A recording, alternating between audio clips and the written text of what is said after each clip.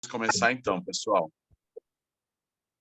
Boa noite a todos. Nós estamos mais uma vez reunidos para compartilharmos conteúdos importantes da nossa tradição milenar do judaísmo, das 7 leis universais dos Bnei Noach, o monoteísmo como fonte inesgotável de inspiração para nos superarmos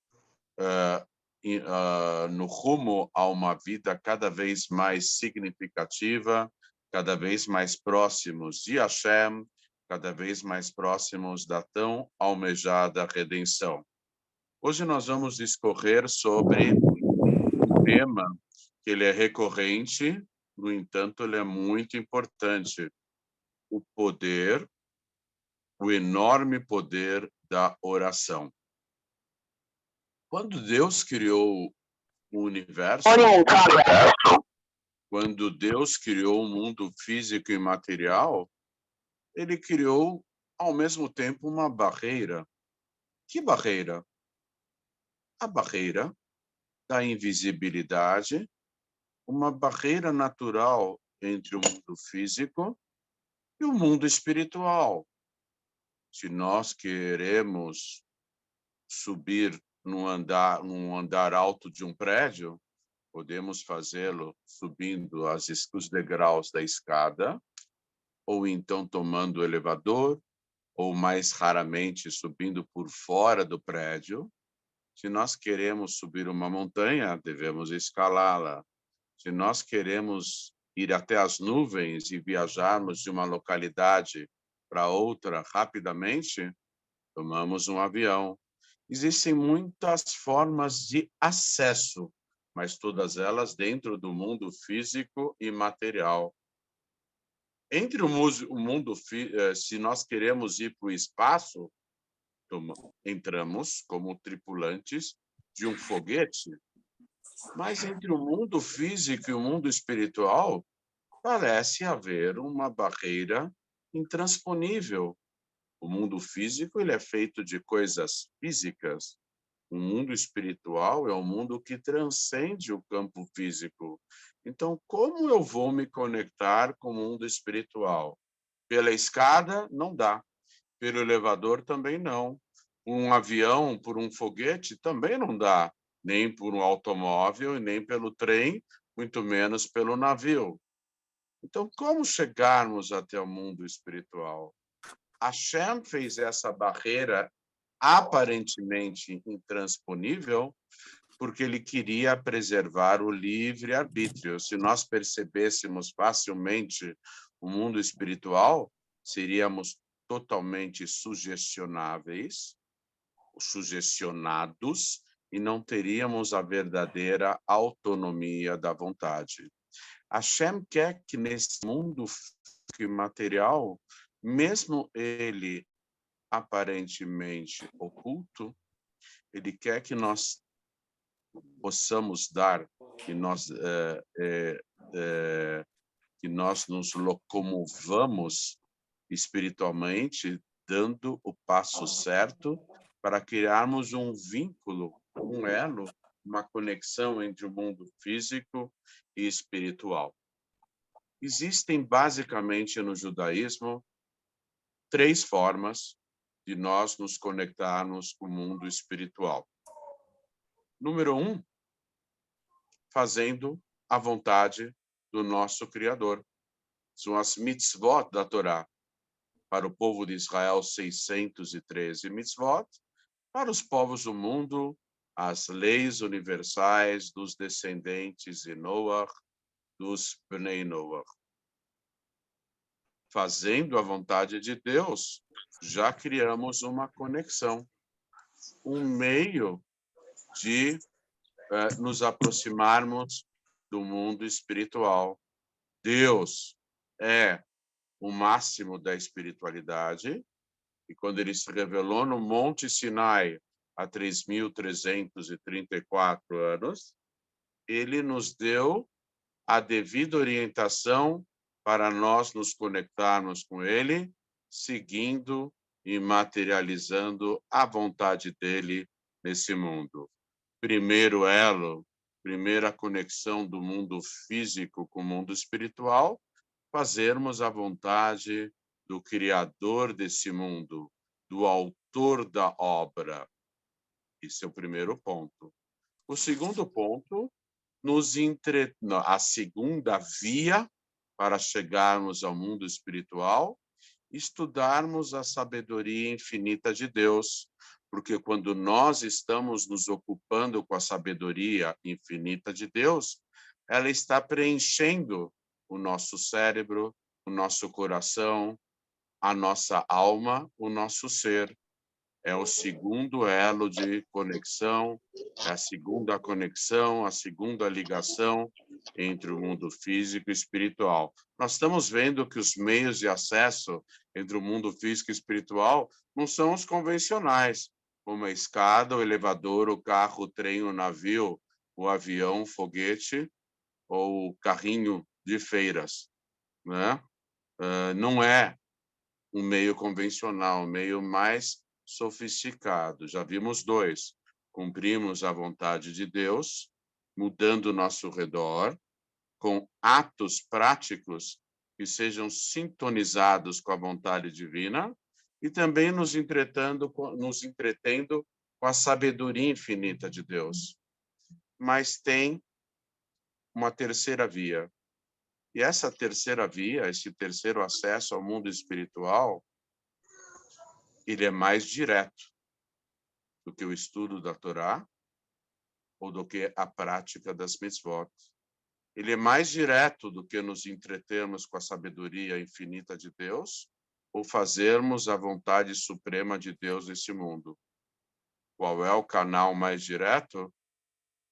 Aquele que tem um diálogo sincero entre a criatura e o Criador, entre a obra e o autor, entre o mundo físico e o mundo espiritual.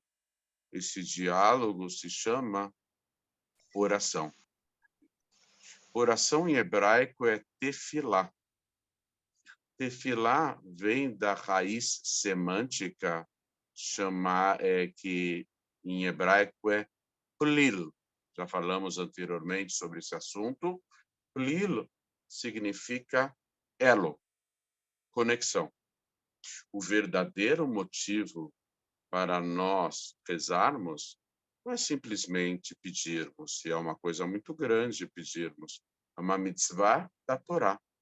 No momento de necessidade, pedirmos, nós que somos as criaturas, nós que somos a obra, pedirmos para o Criador, para o autor dessa obra, para ele nos ajudar, para ele nos apoiar, para ele nos salvar, para ele nos favorecer, para ele resolver a condição de pai extremoso, os nossos problemas, já que nós somos os filhos queridos. Mas não é só isso pedir. Talvez agradecer, reciprocidade é muito importante no judaísmo, porque reciprocidade denota humildade. Uma pessoa humilde, naturalmente, sempre agradece, porque ela não se considera nada, e ela sempre reconhece o bem feito. Pessoas humildes têm uma facilidade maior em agradecer. Mas a oração não é só para isso. Tá bom, então vamos louvar Deus, algo grandioso, falarmos das grandezas, da grandiosidade, do aspecto infinito de Deus, como ele é bondoso, misericordioso, complacente, condescendente, benevolente. Deus é o todo-poderoso, absoluto, o amor infinito. Tudo nele é infinito. É muito bonito tudo isso, mas ainda não é o objetivo principal da oração. Espera um pouco, Rabino Shimon. Se não é nem pedir, nem agradecer, nem louvar, é o que então? Simplesmente estarmos ligados. Eu falei que a semântica, a raiz da palavra tefilá é plil, e plil significa ligação. todo ser humano que quer se ligar a Deus tem a obrigação de providenciar essa ligação. Como? Orando. Na hora que nós oramos para Deus, nós criamos um canal. Os sábios divergem se, quando nós rezamos, a iniciativa parte da gente para nos elevarmos e adentrarmos o mundo espiritual, a iniciativa parte aqui de baixo e chega até lá em cima, ou ao contrário. Talvez no momento que encontremos necessidade de rezar para Deus, pode ser que recebemos uma mensagem, né, um zap, uma mensagem da raiz da nossa alma, dizendo o seguinte: Shimon, eu quero que você se conecte comigo, eu sou a raiz da sua alma, e aqui em cima eu estou do lado de Deus. Eu quero que você provoque a minha ligação com Deus. Eu estou aqui do lado de Deus, eu sou a raiz da sua alma. Começa a me mandar zaps, postagens, começa a me mandar sinais, mensagens, e você vai criar uma ligação sua comigo. Quem é você? Você é a terminação da minha alma, o ponto mais baixo da minha alma. Quem sou eu? Eu que estou lhe falando agora, eu sou a raiz da sua alma. E aonde eu estou? Você está embaixo. Eu estou aqui em cima. Você, aparentemente, está em outro plano, distinto de Deus. Mas nós somos ligados. Você é a minha terminação e eu sou a sua raiz. Você acha que está longe de Deus? Não, você não está longe de Deus. Porque você estando aí embaixo, o começo da sua vitalidade, o começo da sua alma, sou eu, sua raiz. E aonde eu estou? Eu estou aqui em cima. Aonde, precisamente? Do lado de Deus. Você quer criar uma conexão com Deus? Fale comigo. Afinal, eu sou você e você é eu, sou eu. Fale com a sua raiz da sua própria alma. Crie a conexão. Quando um ser humano começa a rezar para Deus, ele cria uma conexão com quem?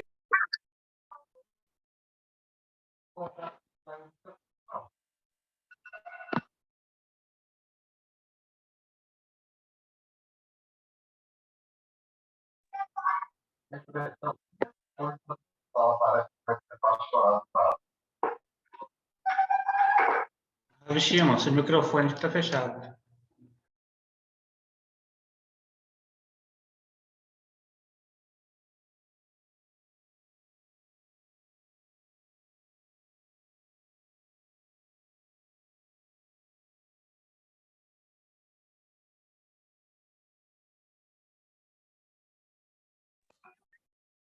Não tô de regime, não. Não falei nada de regime. Falei que tava com o meu estômago cheio. Pessoal, vou fechar os microfones, por Alô, favor. estão ouvindo? Muito bem. Ai. Espera aí. Estão ouvindo? Pessoal, vocês estão ouvindo? Aula? Agora voltou ao normal, Ravi. Não escutaram o que eu falei antes? Tá, vou falar de novo.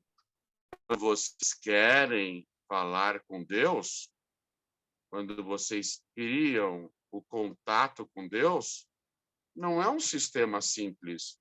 É high tech, high technology, tecnologia avançada. Primeiro você dá um zap, dá uma ligação para alguém muito familiar de você. Quem? Você mesmo. Aonde? Sua raiz. Aonde está minha raiz? Lá em cima. Aqui é só o terminal. Aqui é uma ponta do fio. Aonde está a outra ponta do fio? da minha alma? Lá em cima. Você manda uma mensagem para a ponta do fio, lá em cima. Aonde está a ponta do fio da sua alma? Ela está longe de Deus? Ela está do lado de Deus. Você mesmo está do lado de Deus, mas não aqui embaixo. Lá em cima. Quando você começa a rezar, você começa a mexer com todos os degraus de você mesmo. Degrau após degrau. Você vai subindo. O Shimon aqui embaixo começa a falar com o Shimon lá em cima. Quem é o Shimon aqui embaixo? É uma ponta do fio. Quem é o Shimon lá em cima? É a outra ponta do fio. Deus não está aqui do lado dessa ponta aqui embaixo, mas Deus está do lado da ponta lá em cima. Então, quando começamos a rezar, nós fazemos uma conexão de nós com nós mesmos. E a partir dessa conexão, podemos falar com Hashem, porque nós estamos lado a lado com Hashem, lá em cima. A oração tem um poder fortíssimo de ligar mundos diferentes. O mundo físico, aparentemente, não tem nada a ver com o mundo espiritual. O mundo espiritual, aparentemente, não tem nada a ver com o mundo físico. Mas essa barreira é só no campo da aparência. Porque o mesmo Deus que construiu esse mundo, o mesmo Deus que impôs as barreiras da invisibilidade, o mesmo Deus que não criou um canal material para se chegar até o mundo espiritual. Ele criou o canal certo para nós transitarmos entre o físico e o espiritual. Que canal é esse? A oração. Quando nós rezamos para Deus, nós ativamos todos. Imaginemos nós que a nossa alma é uma escada. E, na verdade, a própria Torá dá o exemplo. Quando o patriarca Yaakov, ele passa uma noite, ele dorme no monte do templo, que seria construído o templo posteriormente. O patriarca Yaakov, ele tem um sonho. Ele sonha com uma escada que descem e sobem anjos. Não é aqui o momento explicarmos porque não sobe e desce, e sim desce e sobe, mas é uma escada que tem duas mãos, há anjos subindo e anjos descendo. Vem a Hassidut, baseada na mística do judaísmo e a Kabbalah, explica que essa escada que o Yaakov sonhou é a oração. É a dinâmica da alma quando nós queremos dialogar com Deus. Eu não falei que é um monólogo. Monólogo é quando só uma pessoa fala, um lado só. O outro não responde. Eu estou falando aqui que é um diálogo. Nós falamos com Deus. Como que Deus responde para a gente? Futuramente ele vai aparecer para cada ser humano. Pessoal, uma boa notícia. Eu tenho uma boa notícia para dar para todos vocês. Futuramente, cada um de nós vai poder falar com Deus. Eu não estou falando de nenhum ambulatório de psiquiatria e nenhum hospício. Eu estou falando de pessoas normais. Futuramente, Deus vai se revelar no mundo e cada ser humano vai poder falar com Deus. Provavelmente, essa fila vai ser bem comprida e vai ter que esperar na fila. Mas já que a gente vai viver para sempre, nós temos tempo para ficar esperando na fila para falar com Deus. E hoje em dia, como que Deus fala com a gente? Ele se revela para pouca gente. Ele se revela para os profetas. Ele se revelou para Moshe Rabbeinu. Provavelmente ele se revelou para o Rebbe de Lubavitch, vai se revelar para o Mashiach, que é o próprio Rebbe. E futuramente ele vai se revelar para todo mundo. Mas como que Deus fala conosco hoje em dia? Ele é sutil. Ele fala conosco através dos desenrolar dos fatos. A gente pede uma coisa para Deus e começa a acontecer tudo favoravelmente. a gente pede, a gente entra em contato com Deus simplesmente para dialogar e conversar com Ele, e uma série de coisas boas e positivas começam a ocorrer na nossa vida. Deus respondendo através dos fatos. Ele é inteligente, Deus é inteligente, pessoal. Deus é inteligente. Ele é infinitamente sábio. Ele não quer falar de uma forma, por enquanto, ele não quer falar de uma forma simples conosco. Ele quer que a gente seja sábio, inteligente, sensível, perceba as coisas facilmente e queira se ligar a Ele. Quando nós rezamos, nós criamos uma ponte de comunicação. Quando nós estamos pensando em Deus e rezando para Ele, automaticamente, Deus não esquece nada, Ele não presta atenção numa coisa em outra. A sabedoria, a consciência dele é plena, é completa. Mas no momento que nós estamos pensando e orando para Deus, Ele enfatiza, fortalece a ligação dele conosco, através da oração. Por isso que é importante rezar. Você falou com o tempo, isso que é Nós legal. temos uma mitzvah da Torá de rezar para Deus no momento de necessidade, essa mitzvah é da Torá, e temos uma mitzvah de rezarmos para Deus pelos sábios, que é o Sidur, são as orações diárias em substituição ao trabalho das oferendas que eram trazidas ao altar para serem sacrificadas no templo. Podemos coincidir esses dois aspectos? Claro. A oração da Torá com a oração dos sábios. Quando nós sentimos a necessidade de pedirmos algo para Deus. Em geral, o que as pessoas pedem? Saúde, sustento, boa sorte, alegrias, bênçãos e filhos, aspectos materiais que não deixam de ser importantes.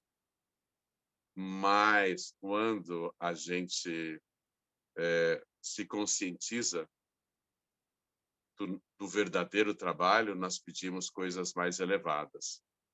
Eu vou contar aqui uma historinha, já contei aqui anteriormente, mas vale a pena ouvir de novo, aqueles que já ouviram essa história. É uma história bem interessante, para entendermos um pouco o que é pedir para Deus e o que é se ligar a Deus. O terceiro Rebbe de Lubavitch tinha Hassidim, alunos, adeptos, seguidores. E no salão do Rebbe, lá na cidade de Lubavitch, na Rússia, os Hassidim estavam fazendo um Farbrengen, uma reunião hassídica. E um se levantou, um dos Hassidim, e começou a contar uma história engraçada, aparentemente. Ele contou o seguinte: qual é a diferença entre um Hassid, um seguidor de Rabat Lubavitch, e um Hassid de outro movimento hassídico? O Hassid do outro movimento hassídico, ele trabalha bastante durante o ano, ele estuda a Torá, ele cumpre mitzvot, ele é casado, com filhos. Chega uma vez por ano, ele viaja para o Rebbe dele. Viajou para o Rebbe dele. Ele pede uma bênção para o Rebbe dele. E o Rebbe dele pergunta: você foi um bom judeu? Ele responde: sim. Você estudou a Torá? Ele responde: sim. Você cumpriu as mitzvot? O Hassid responde: também, sim. O que você quer? O Hassid fala: eu quero uma bênção para sustento, saúde, para os meus filhos continuarem saudáveis. Eu quero uma bênção para a vaquinha continuar dando seu leitinho, o carneirinho continuando dar a sua lã e as galinhas continuando a dar os seus ovinhos. Aí o Rebbe olha bem para ele, para o Hassid, e fala: Amém. A pronúncia desses outros movimentos Hassidim, eles falam Umain, uma pronúncia um pouco diferente. Ele fala Amém. Aí o Hassid volta para casa, porque ele viajou sozinho. A esposa ficou esperando em casa. Aí a esposa falou, você pediu a bênção para o Rebbe? Ele fala, sim. E o Rebbe deu a bênção? O Hassid de outro movimento fala, sim, o Rebbe deu a bênção. E eles têm mais um ano de bênçãos de Deus, por meio da bênção do tzadik, do Rebbe, que o abençoou. Depois de 120 anos, esse Hassid chega lá no Gan Eden, no Jardim do Éden, ele passa dessa para uma melhor, e perguntam lá em cima, quem é você? Quem é você? Ele fala, eu sou fulano de tal. Aí eles falam, não sei quem é você. Aqui não conhecemos fulano de tal. Aí ele se lembra, eu sou Hassid daquele Rebbe famoso, daquele tzadik. Aí todo mundo fala, uau, você é o Hassid daquele Rebbe? Então, direto para o paraíso. Ele vai para o paraíso. Esse é o caso do Hassid de outro movimento. O Hassid de Rabat Lubavitch está numa penúria total, uma pobreza total. A esposa fala, você vai viajar por Rebbe? Por favor, pelo amor de Deus, pede uma brachá, uma bênção. A vaquinha está quase morrendo, quase não dá mais leite. A galinha já morreram a maioria, não tem quase ovos. O carneirinho, male dá lã. A gente está ferrado.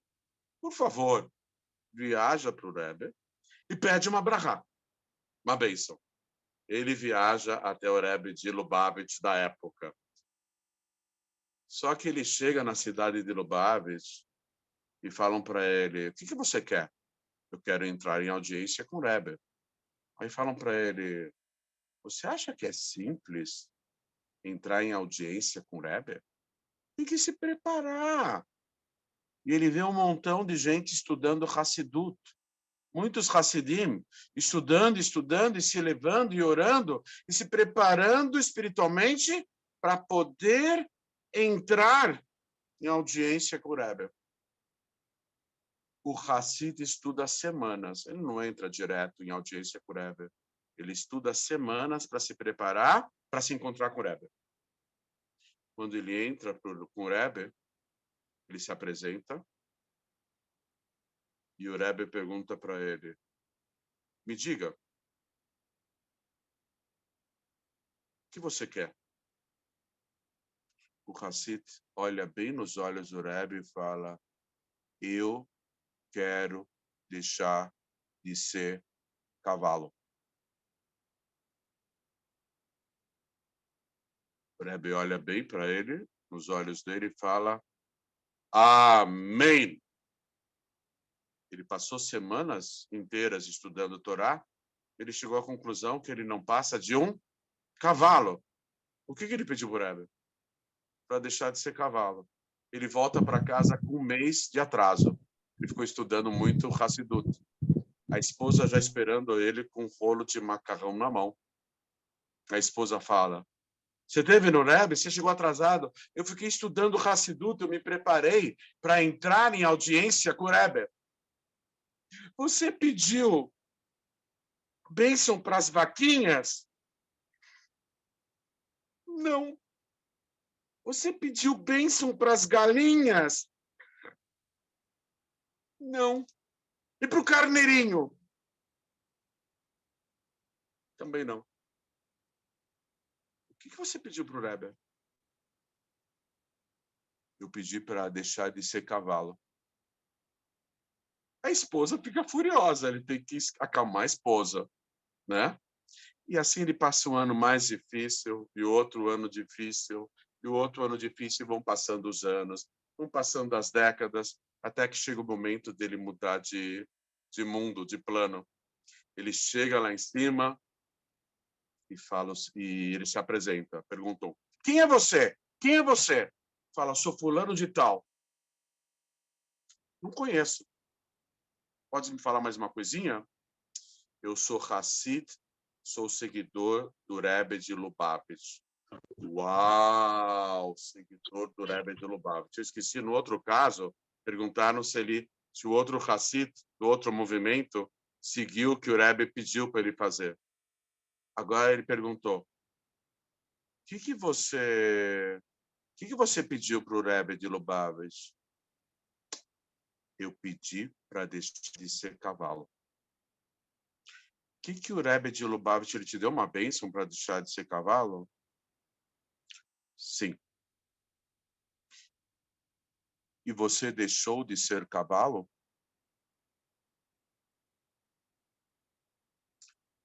Não. Direto para o inferno. Vai para o inferno. Aí, quando o Hassid estava contando essa história, o Hassid do terceiro Rebbe, depois que ele acabou essa história, todo mundo começou a rir. De repente, abriu-se a porta do gabinete do Rebbe. Rabi Menachem Mendel, Tzemach Tzedek, o terceiro Rebbe de Lubavitch. O Rebbe se levantou, apareceu, todo mundo ficou de pé, imóvel, em sinal de respeito e temor, todos bem silenciosos. O Rebbe, o Tzemach Tzedek, falou o seguinte, só falta acrescentar uma coisa nessa história. O inferno de um era muito mais elevado que o paraíso do outro. Vou repetir. O inferno de um era muito mais elevado do que o paraíso do outro. Na verdade, aquele que queria deixar de ser cavalo, ele pediu algo mais espiritual. Ele viu, estudando a Hassidut, a filosofia hassídica, como Deus é grande. E à medida que a gente vai percebendo que Deus é grande, a gente vai percebendo ao mesmo tempo, nós percebemos o quão pequenos nós somos. Quando nós pedimos para Deus para deixarmos de ser cavalos, para deixarmos de ser tão materialistas, tão brutos, tão materiais, nós conseguimos nos elevar cada vez mais. E é claro que as bênçãos vêm cada vez mais sob forma não só física e material, mas de elevação espiritual. O inferno de um era mais elevado espiritualmente do que o paraíso do outro. Conceitos como inferno e paraíso não são coletivos, são individuais. Paraíso é individual, paraíso é individual, inferno é individual, e tudo isso é relativo. Mas o nosso grande objetivo é estarmos ligados com Deus. Se estivermos ligados com Deus, a terra não é a terra, o céu não é o céu, o inferno não é o inferno, e o paraíso não é o paraíso. Sabe por quê? Porque terra, céu, inferno e paraíso desaparecem diante da nossa ligação com Deus. A gente olha lá para baixo, a gente olha lá, inferno, paraíso, terra, céu. E o que importa? O que importa é que eu estou ligada com Deus. E tudo que eu conseguir vai ser por conta dessa ligação com Deus. Quando a gente está verdadeiramente ligado com Deus, nada mais importa. Absolutamente nada mais importa. Quando uma criança está com frio, ela vai para o colo da mãe, do pai, e ele abraça a criança e começa a aquecê-la, não importa mais nada. A criança está segura, a criança está abraçada, a criança está acolhida. O resto não importa, porque a segurança, o